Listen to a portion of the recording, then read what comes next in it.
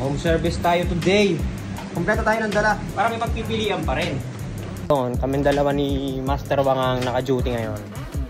So yan, ganyan kami pag papunta kami ng home service. Kailangan natin tools.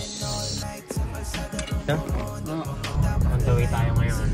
Kasi Master, siya yung nagka-camera. Kaway ka! Hey guys! Pakita dyan.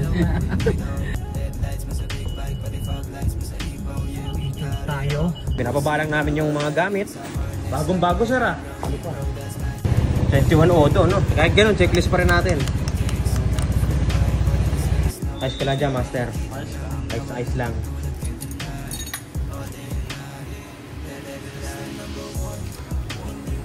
Sakto yung sa home service natin ngayon. Exciting na naka-Marco. Ayun yung Marco Horn, no? Pakita mo paano umilag. Oh. Diba? Oh. It's exciting. Yung setup ka pala na ginawa natin dito, may back to stock switcher. So, andyan pa rin yung stock. Pala, testing lang natin yung sinetup natin dito. Ito nga pala is ano, naka-Senlo M5. M5 tapos naka-Marco Horn. Pero naka-retain din yung stock. Kasi nga ayaw ni sir nang minsan, ayaw niya nang masyadong skandaloso. So ito nga pala is yung naka-ground zero na 3-in-1. So bakit 3-in-1? May auxiliary light, may loud horn, tsaka merong back to stock horn switcher. And ito yung with passing na variant. Na-connect dito yung high nung aux lights. So yan. So low.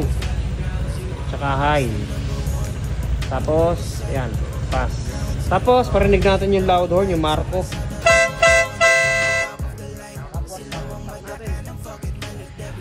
Ayan, wala rin tayo any fluctuation dun sa ilaw kahit yung Marco yung nakabukas natin.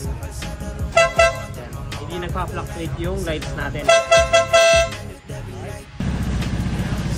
Tapos na tayo, pakita natin gano'ng kalakas yung M5. High. Off. Taba. High.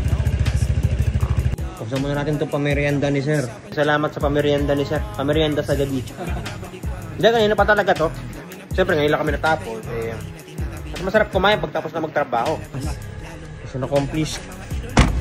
So yun, mission accomplished tayo ngayon. So, alright, maraming salamat.